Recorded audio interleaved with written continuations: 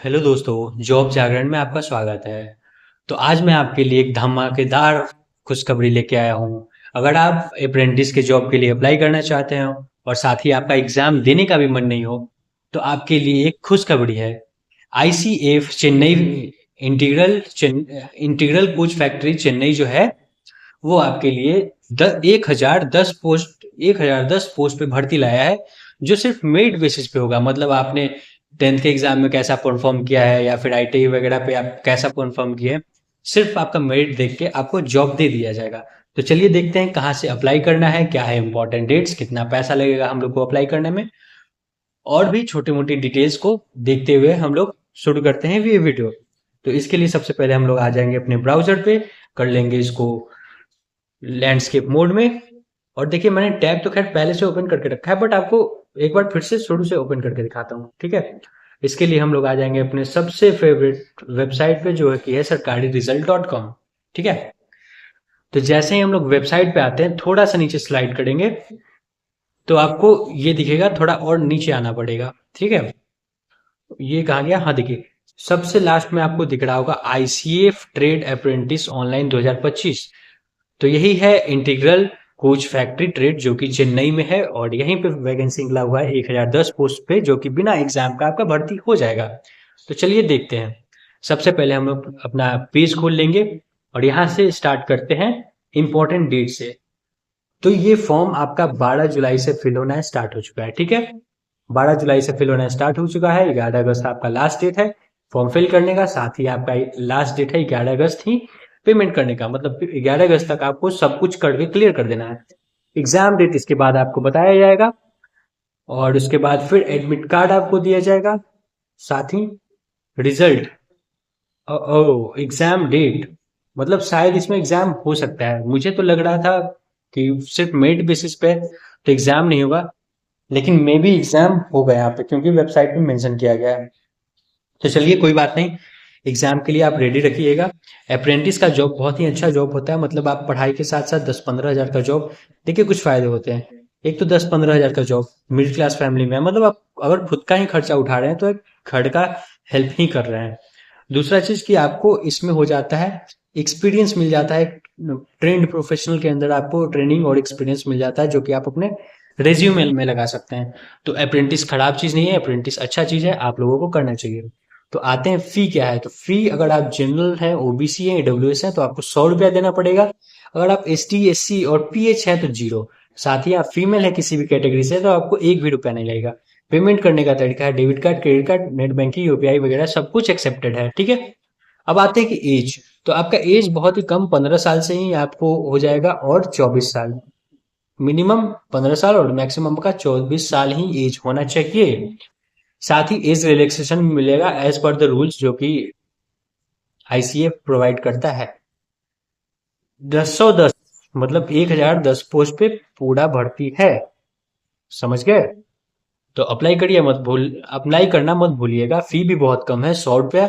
100 रुपया तो आप आते जाते उड़ा देते होंगे, तो अप्लाई कर लीजिएगा। शायद आपका किस्मत अच्छा हो तो आपको जॉब मिल जाए 15 से 20 हज़ार का या 10 से 15 हज़ार का ही। तो चलिए देखते हैं पोस्ट नेम क्या है। तो पहले अप्रेंटिस, जो फ्रेशर हैं, अप्रेंटिस है, उनके लिए 320 पोस्ट है। जो X I I T N है, ठीक है, उनके लिए 660 पोस्ट है। एम एल टी या P A S double A fresher जो है, उनके लिए 10 पोस्ट।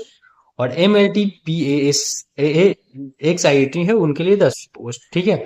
तो टोटल पोस्ट ऐसे हो जाता है 1010, ठीक है, समझ गए। मतलब 1010 पोस्ट। अब एलिजिबिलिटी क्राइटेरिया देख लेते हैं। तो फ्रेशर अप्रेंटिस के लिए क्या है कि 10th पास करना चाहिए 50% मार्क्स से कम। और फिर साइंस, ठीक है, मतलब 12th में आपका मैथ होना चाहिए या फिर साइंस होना चाहिए, और वो भी पास होना चाहिए आपका 50%। सॉरी, मैं कहीं पे गड़बड़ कर रहा हूँ। देखिए, फिर से समझने की कोशिश करते हैं।